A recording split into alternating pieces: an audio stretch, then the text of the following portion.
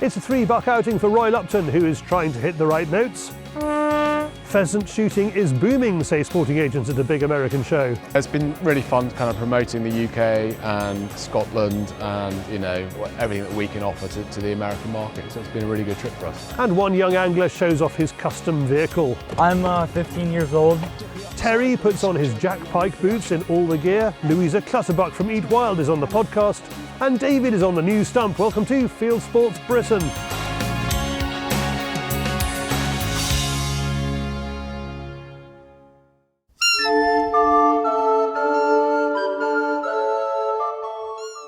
Roy has found his Muntjac mojo, and following a 9 straight calling success session, he gets on the bat phone to David to come and record the moment for prosperity. It's the tricky thing with Muntjac stalking.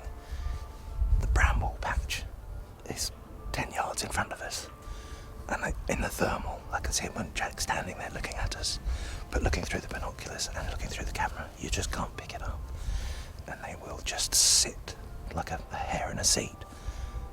And you can walk past so many Muntjac without realising.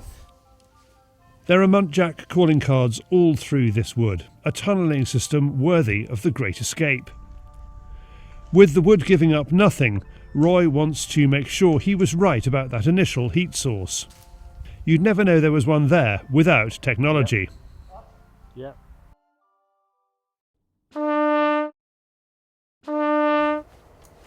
Some of his previous success he puts down to his new call, the Hubertus cherrywood call.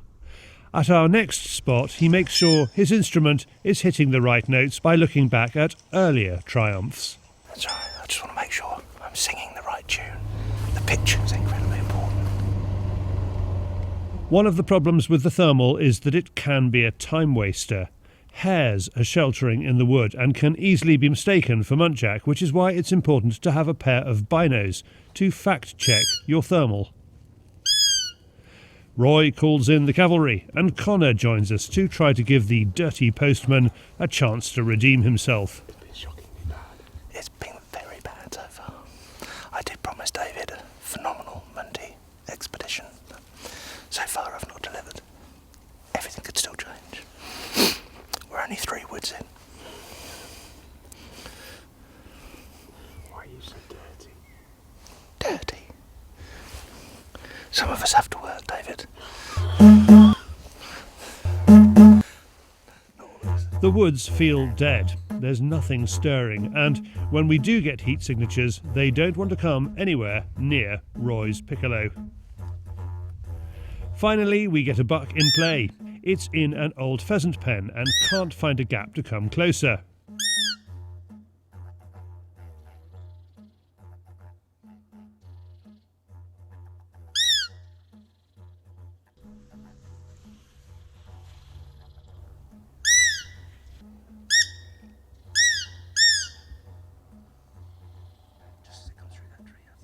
He's gone down to the right-hand side of the pheasant pen now. We're just going to see if we can get round on him. He might be able to get through, and then he might still try and make his way.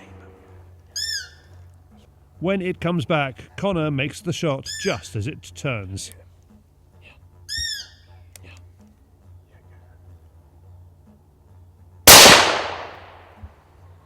Yeah, he was going up and down.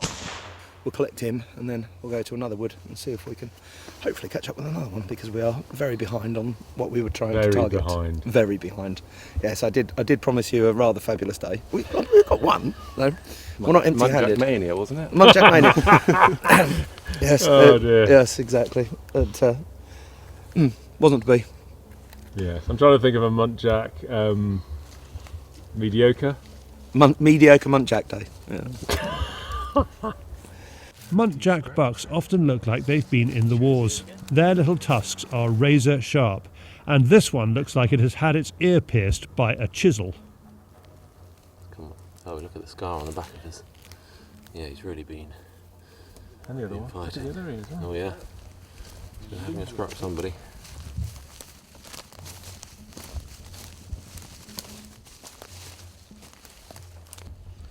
Oh well, he's definitely been scrapping, hasn't he, bless him? On both sides. Let's go and find the boy that was beating him up. How did you get the other day? Oh, but I'm not going to tell you. You said 9. We had 9 calls. Oh, I see. Okay. And 9 responses. So we had responses on every one. We weren't shooting them all. We were just going around having a look and seeing what we would get. But everything was coming in. So it might be your cologne, David. Might be my cologne. Yeah, it's not pleasant being downwind. No. Our last piece of woodland is supposed to be full of muntjac. It's known as a warm wood, which holds deer. Again, Roy blows his heart out, and there's activity all around us, according to the pulsars. But nothing breaks cover. Roy suggests Connor heads towards the field margin to make the most of the failing light. It's difficult to make out what they are, but their little tussle suggests it may be 2 young bucks.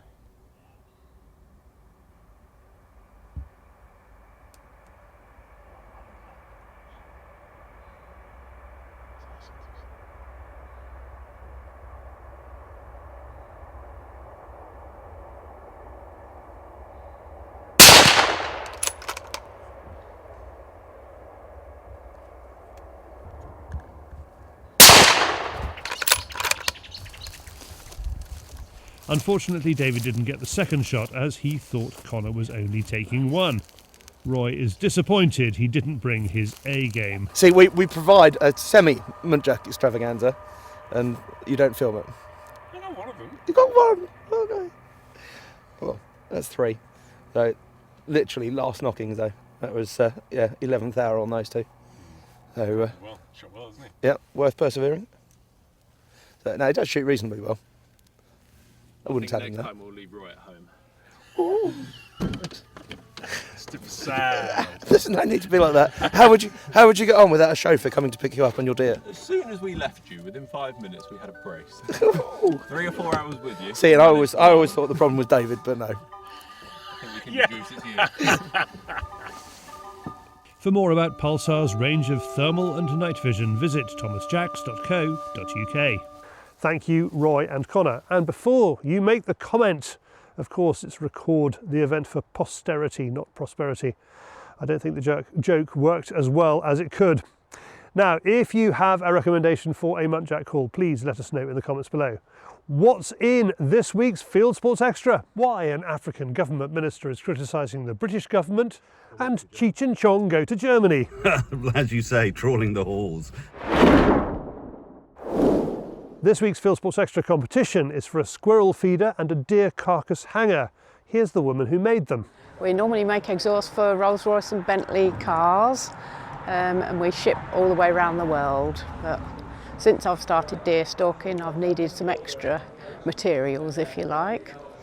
So I've got my workshop chaps to manufacture a few bits and pieces for me. We've brought along the squirrel feeder tonight, which can either be strung up with a ratchet strap round the back of the tree or drilled into the tree. I fill them up with peanuts and leave a few nuts around, get the squirrel to know where he needs to go, and also some hanging brackets that are foldable and can be used in the larder or out while you're stalking, so you can take them in your bag, in your rucksack. My son had made or built a framework to go in my larder originally, and it was all fixed. And I wanted something that the hook that I could move off of this frame and take out with me, and then bring it back in, if you like. Thanks, Kathy. To contact Kathy about either of those, email her, kmexhausts@gmail.com. Become a Fieldsports member now with insurance and watch our exclusive members-only show Fieldsports Extra to find out how to enter our free competition to win them. Next, dispensing nuts as ever, it's David on the Fieldsports News Stump.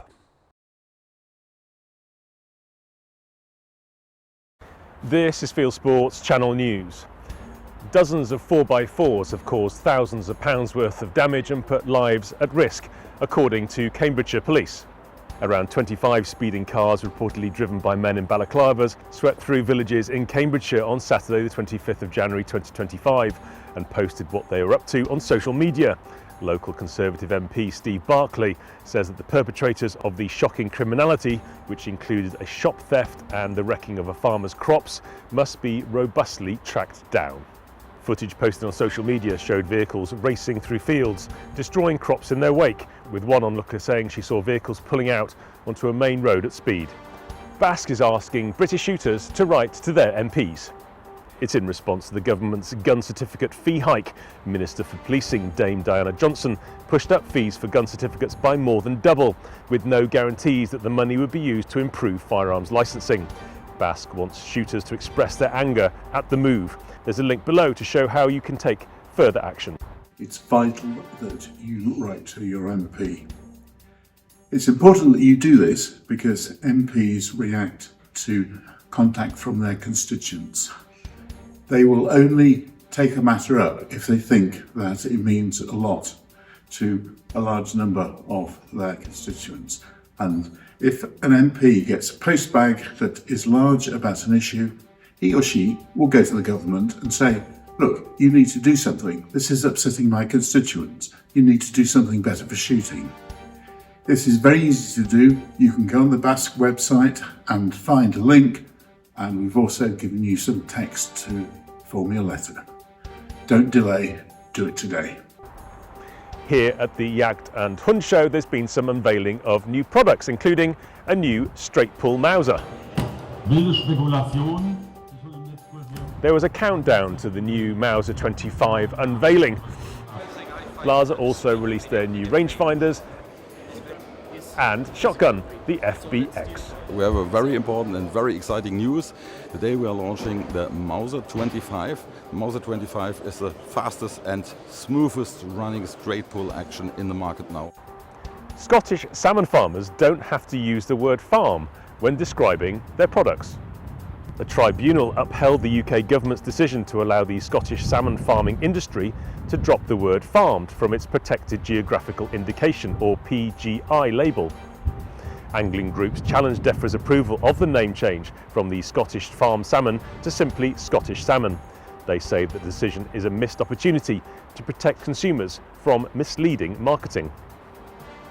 The Zambian Minister for Tourism is the latest African official to criticise the Westminster government's plans to ban trophy imports. Speaking at the SCI Convention in Nashville, Rodney Sekumba says the countries in South Africa need the income from sustainable hunting in order to fund conservation and to manage wildlife so it doesn't kill people.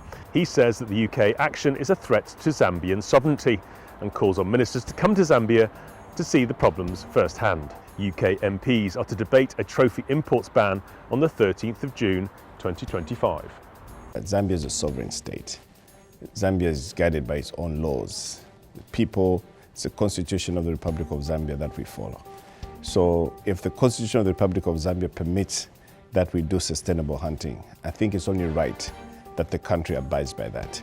So whoever comes through to say, look, you can't do X when we're actually doing Y, or we can't do Y when we're actually doing X, it always puts a bit of a pressure on the sovereignty of a particular country. So ultimately for us is our people do sustainable hunting. We invite a number of people, including those coming from the UK, to come and hunt, trophy hunting, which obviously is a sport. And ultimately what is there is anybody who comes to hunt in our country is able to benefit the community that they take the hunt from. The anti-poaching group Patrol is bringing out a new annual. Patrol Anti-Poaching in Action is an initiative established to feature the anti-poaching work of safari operations across Africa in a fortnightly report through written articles, photography and mini documentaries, and it will soon be available as a book. So this is an almanac we've produced for all the work that we've done over the last year on all the different projects that we filmed across Africa. In fact, in Scotland and Spain, we were there 2023 as well. So basically, there's articles that we've done through our Patrol newsletter, but also dialogue from all the movies that we've made.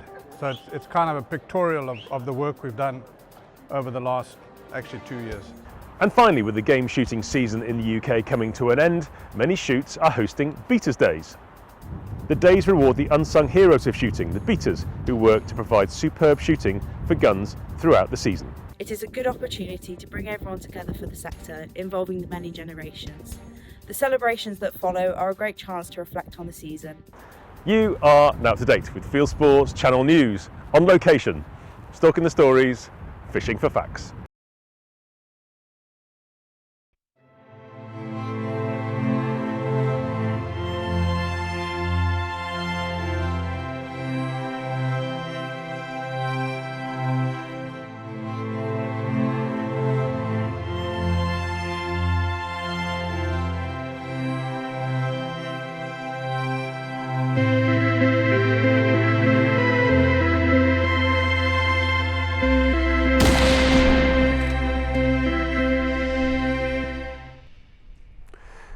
So fancy a flutter? Here's what's on offer from fieldsportscompetitions.co.uk. So you have until this Friday, the 31st of January at 8 p.m. to enter our latest raffle, with many of our cool prizes less than half sold. At Jagden Hund, the Thermtech Cyclone 315 was on display. It retails at £849 and tickets are £2.49 each. It's just one of the 5 prizes up for grabs. Head over to Fieldsports Competitions and have a look. Next, it's a good time to offer hunting and shooting to Americans, especially if you're British. I am off to Nashville, Tennessee to find out how good. Shooting shows, gun shows, country shows, hunting shows are for all incomes. Not this one. This is a show for the rich. There are people, a lot of people here, who spend more than $1 million a year booking hunting and shooting trips. Don't judge them. When they come to the UK, they're the ones paying for our wildlife. It's been a great trip from start to finish. You know, we've met so many interesting clients and some existing ones and some new guys that want to come over, and you know, it's been really fun kind of promoting the UK and Scotland and you know, everything that we can offer to the American market. So it's been a really good trip for us. I think there's a lot of confidence in the market. After the last few years of COVID and bird flu, the last few seasons we've seen a lot of confidence, not just in the UK, but also internationally with our clients. Driven pheasant shooting is not that common in the USA, so why do Americans book it in Britain? We find a lot of our American clients come to do pheasant shooting because it's a tick box exercise. They've tried everything else and they want to do the traditions of shooting pheasant in the UK, and we're the first ones to be offering that. In terms of volume for the season, it'd be quite a small percentage, but in terms of value, they're very important. So they'll come for a week and they'll do slightly bigger days, and you can package it up and do other things. So you know, they're pretty important for us, really. Most of them have got an idea. They've talked to somebody who's been, and so it's really just sort of tapping into that. But you know, for complete novices who've never seen driven shooting like we do in the UK, then obviously you've got to kind of walk them through the process and what it involves, and you know, and also why it is the value it is compared to, you know, walk-up hunting over here. So yeah, it's very different for them. Well, I spent a lot of time in Europe with the SCI chapters, but also hunting myself. So I certainly appreciate the opportunity of things that go up in the air. The biggest problem is I have a hard time hitting them. So I tend to go to the big game, but you know, as sportsmen, we appreciate every opportunity we have to go out afield and to hunt. And one of the treasures you have when you hunt the world is you learn the customs and traditions of other cultures, which enriches your hunting experience. Despite competition from other standholders, it's been a bumper year for sales of British shooting here in Nashville, both pheasants and deer. My expectation after having been to a show 2 weeks prior, which wasn't all that successful, my expectation was a fun time. Having been here in Nashville 12 months ago and sharing a booth and being promoted to my own booth, my expectation was the vibe of the city coming inside the hall, and it has. The Americans are so positive, they love hunting, everybody loves Nashville. They've come in here on sunny days, thank goodness, no snow this time. They've come in here on sunny days. Everybody loves Scotland, and we've had a great show. It's been fantastic, really good. If a person comes to us either with or without an idea, we try and channel them into the whole package. So they may know a little bit about Scotland, they may know the fact that you can shoot an iconic red stag in Scotland, but we maybe try and encourage them to enjoy some fishing, some sightseeing. It's a long way to travel from here across the pond just to shoot a stag. You can shoot stags in various countries in the world, but as I discussed with you the other day, the Scottish red stag has got a certain kudos. And that's what we're selling. We're selling the whole package. We're selling Scotland. We're selling the idea of visiting a beautiful country, seeing a whiskey distillery, maybe trying to catch a fish. We suggest other species, maybe sika, roe. So we're selling experiences here. Guns sell well here too. Most of the top gun makers have stands. It's been brilliant, absolutely brilliant. We've had a very, very busy show, lots of people coming by, old friends, new friends, lots of old faces, new faces. We sold a lot of guns. By last count, I think we only had 6 guns left on the booth available, which is fantastic. I don't know how you could make this show much better, if I'm honest. SCI has sort of been growing and growing over the last few years. I think the move to Nashville was absolutely superb. It's got a really excited crowd here who clearly love Rigby's. This single show will earn the UK millions of tourist dollars. Cara reckons the British government should support our contingent here. I know what my turnover is.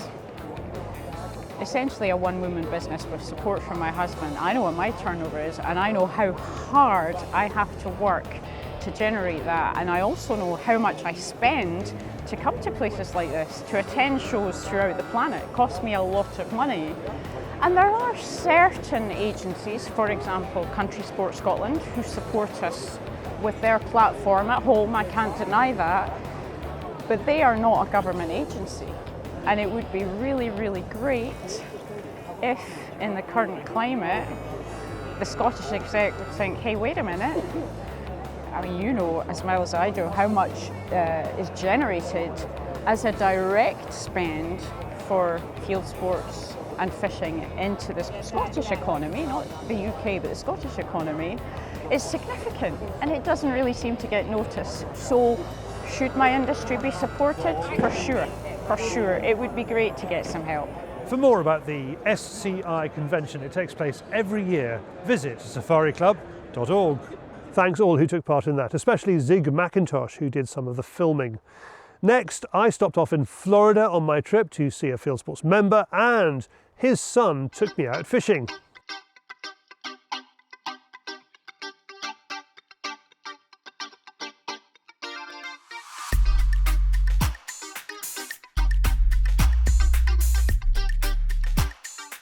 Massimo Schneider was born in Britain and moved to Florida in the USA with his parents 5 years ago. Since arriving, he has rediscovered fishing, and he lives right next to some of his favourite fishing spots. So we're near the front of my community basically, and this is just a little pond lake, you may say, outside near the entrance, and we're gonna go fishing for some hopefully peacock bass. They like to jump, they eat some of the flies that kind of fly over the top. Like right there's one that just jumped out of the water, but yeah, that's why hopefully we'll get some good topwater action with maybe if I throw on a popper on one of the rods, but you just throw it out and it just slowly glides on the top of the water, slightly going under, bobbing. I might use a little bit of twitching actions like a jig, and hopefully we'll get bites on it. And then later I'll switch to a spinner, which is a golden kind of plate that spins around with the bait and then has a tail on it, and the bass like that very much. I've been fishing since I was about like 5 years old when I used to visit Florida, and then we moved here, and I've been fishing like every day. I love it. It's really fun. Because, literally 5 years ago you had an English accent, didn't you? Yes, yes, I had an English accent. Can you do an English accent? Can you say peacock bass in an English accent for me? Peacock bass, like that. This is not typical Florida weather, and it seems to be having an effect on the fish's behaviour. We can see lots of activity, but they aren't biting. I'm putting a new lure on. I'm putting on a spinner, a rooster tail. What was wrong with the last one? The topwater action wasn't as aggressive as I thought it would be, so I'm switching over to this. It's kind of a mid-action lure, so it's very shiny, it's attractive. You see it, it's very prominent when you look at it in the water, and I think the fish will bite it because they seem very, they're not docile right now. They're very aggressive in the water, so I think definitely this would get me a couple fish. This type of water, 100%. It's still not going his way. We'll definitely get on something. If not here, I'll just keep rotating the lures I've been using, because those ones are perfect for the fish that I'm trying to catch. The system of ponds here, carefully designed by the architects to make the estate agents' jobs easier, wind their way around and in front of all the houses. There are other fish eaters here, and not just birds. Some of them eat teenagers too. A change of location brings the result Mass wants. It's not a big one, and he hauls it out of the water. This is a largemouth bass. You lift them like this and hold it like this. So this is a largemouth bass. It's probably, I'd say, the weight on it, it's maybe half of a pound. This isn't a pound is much bigger than this. But yeah, this is probably half a pound in weight and size, but it's really beautiful. They look really nice. They have this nice dark greenish color to light green and then fade to white on their underbelly. They're really nice fish. I love catching these. Okay, watch out. Just like right there. You just go like this. There you go. Oh, there you go. I felt a bite. I set the hook, and because it was so close to me, it just came right out, so it was pretty easy. That's usually what I do. But if you catch them far out, you set the hook, and usually you'll get a little bit of drag. I need to loosen my drag, actually. But yeah, so usually if I caught it farther out, I'd set the hook and they'd start to run, but then you basically fight against it, kind of. It's not like, let me think. It's not like tarpon fishing or that type of fishing where you kind of got to let it take the bait. These bass just attack and smash the bait, and you set the hook and basically fight it. So that's why I did that. I hit it really hard and just pulled it right out of the water. Fishing gives Massimo freedom, and part of that freedom is to zoom around on-road and off-road in his custom angling vehicle, a repurposed golf buggy.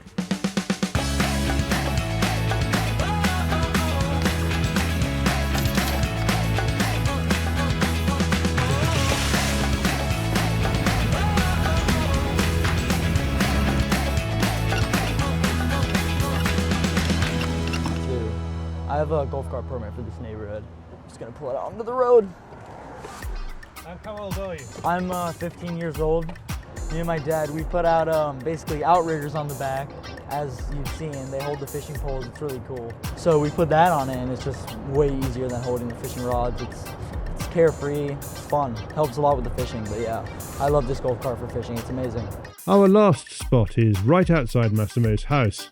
Here he reckons he will catch his favourite fish. The peacock bass. I really want to show you that fish. It looks amazing. It's a very it looks very tropical. It looks amazing. It's got this beautiful yellow color on it with red. Its eyes are amazing. The eye is red, actually. The eyes of the peacock bass is red. He is right. It is not long before he hooks up. It is a little peacock bass. There are a lot actually around this area, as you can see. Let me see. It's got a little peacock eye on its tail right there. And that's why it's called a peacock bass? Yes, that's why it's called peacock bass. He goes on fishing well into the evening. Proof that all you have to do is give an angler access to water, any water, and he will start fishing it. Thanks, Mass, and thanks to his brother Armando, who wrote and performed some of the music in that film. Now time to pull on your boots. That's what Terry Doe is doing in All the Gear. In most hunting situations, you need, apart from your hardware, you need to be concealed, comfortable, and secure. Whether you're stalking, hide shooting, whatever. And to get that done for me, I generally use Jack Pyke gear, use a load of it. And I've just found my new favourite item. Here it is. It's the Lowland boots. Now these have taken over from my cherished old zippy up side boots, which are no longer in production. But these are unbelievably comfortable. They've got all sorts of padding inside, in the tongue, in the sides there, around the tops. They're warm without being sweaty. They're sturdy without being heavy. Now you don't wear these across a marsh or, in 2 foot of mud across a ploughed field. They're not for that. Therefore now we're hoping that the weather's getting warmer and things are a bit drier. These you can walk all day in. They're quiet, they've got lovely grippy soles, and they exist on another level, which I found out by when my sons visit us. These tend to disappear because they've been borrowed. So this is my second pair of these. But for me, they offer me everything I need in the field, in the sort of medium mucky conditions. But above all, they are immensely comfortable, lightweight, and they shed mud really easily. They clean up a treat. These have been out in the field. These have got fairly muddy and I cleaned them up. I can't recommend them more strongly. The Jack Pyke Lowland boot.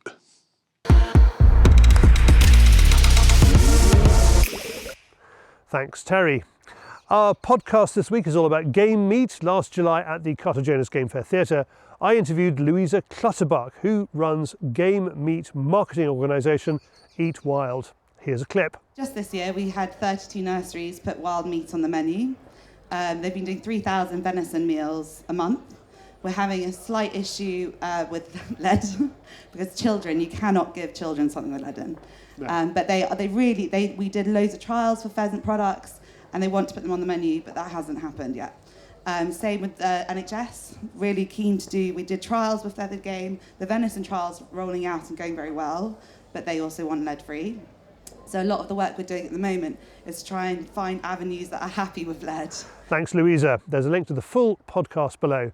And the good news is that she had a boy, Jasper. And that's it for this week. If you haven't done so already, please whiz over to our website, fieldsportschannel.tv, where you can click to like us on Facebook and on Instagram. You can follow us on X and TikTok. You can subscribe to us on YouTube or pop your email address into our register page, our weekly newsletter box, and we'll contact you about this show. Fieldsports Britain, it's at 7 p.m. UK time every Wednesday. And this has been Fieldsports Britain. Good hunting, good shooting, good fishing, and goodbye.